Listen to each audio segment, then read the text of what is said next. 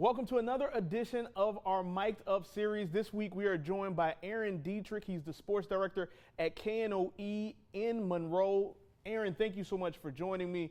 We'll get right to it. You know, ULM has not had a good start to this season. They're 0-8 so far. What do you find to be the biggest issues that's been plaguing the Warhawks?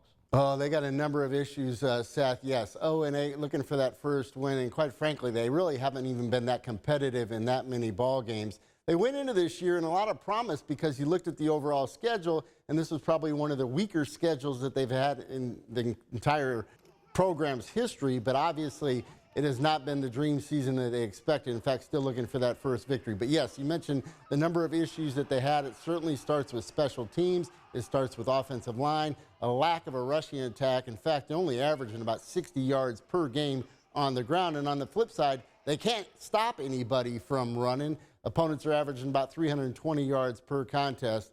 So it's a combination of different things, and it's not helping that they've had a number of players now opt out of the program. Yeah, I've noticed that there's been a lot of different transfers that have left. The starting quarterback left at one point. I saw that another player left on Monday. For you, you know, Matt Viator is a guy who's very well known in the Southwest Louisiana area, especially as the former head coach of McNeese. Do you feel like he is potentially on the hot seat there at ULM? I wouldn't say hot seat per se. I mean, he just got a contract extension last year, but you can certainly sense the frustration that he has with this season and this team. I mean, literally the week before the season started, the defensive coordinator called it quits. That wasn't exactly the way to start it. You mentioned the starting quarterback last week, Colby Suits, opts out. I mean, he wasn't putting up spectacular numbers, only 8 touchdowns and 7 interceptions this year. But, I mean, that's a huge blow when your starting quarterback leaves the program. So, Viator, I wouldn't say hot seat. There are certainly some fans that are not pleased with a winless year, but I think they still understand that Coach Viator is a very good coach.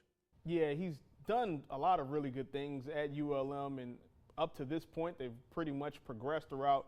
So, and of course, it's 2022, so you have to always throw that into account with any result that happens this year. So, I guess in saying that, you know, going against a top 25 UL team that's played so well, only lost 1 game so far this season, how big would it be for ULM to be able to pull off an upset like this? So I think a lot of people around here think it would be a miracle. And you look at the guys, the so-called experts in Vegas, I think they've got them a 28-point favorite right now.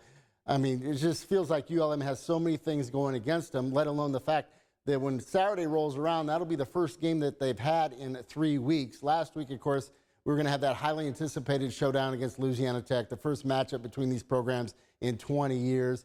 ULM made that trip to Georgia State. They came back with some COVID-related issues. They were forced to cancel that game last week versus the Bulldogs.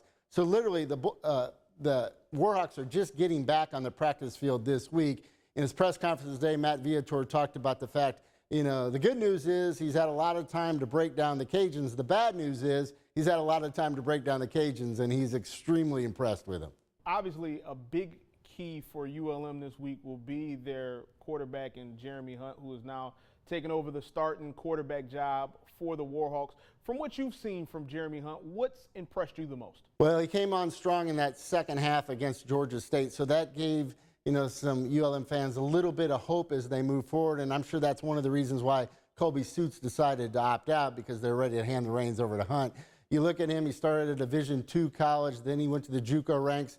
I mean, last year he was ranked the #9 JUCO quarterback in the country. He arrived on campus in January, slowly but surely. Of course, there was no spring, but this fall you could certainly see he was doing some things. So now he's going to get his shot, and if it doesn't work for him, then a backup will be Garrett Common, a true freshman out of West Monroe.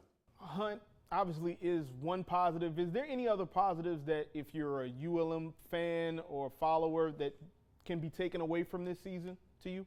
Not much. I mean, you do look, they still have a couple of playmakers. You look in the backfield, Josh Johnson, he's now dealing with some hamstring issues. But coming into this year, he was ranked 13th in the country last year with overall rushing yards. He hasn't got on track this year, just over 300 total yards. And then obviously you look at Doug Peterson's son, Josh Peterson, at tight end. He's an NFL prospect. He has yet to catch a touchdown reception for the Warhawks. He is their leading receiver, almost 30 receptions. So they do have two playmakers right there. It's just whether or not Hunt's going to have the time or the accuracy to either get it to Peterson or, of course, if Josh Johnson will have any running lanes against the Cajuns. That's Aaron Dietrich, the sports director at KNOE. Aaron, thank you so much for joining us. Thanks, Seth.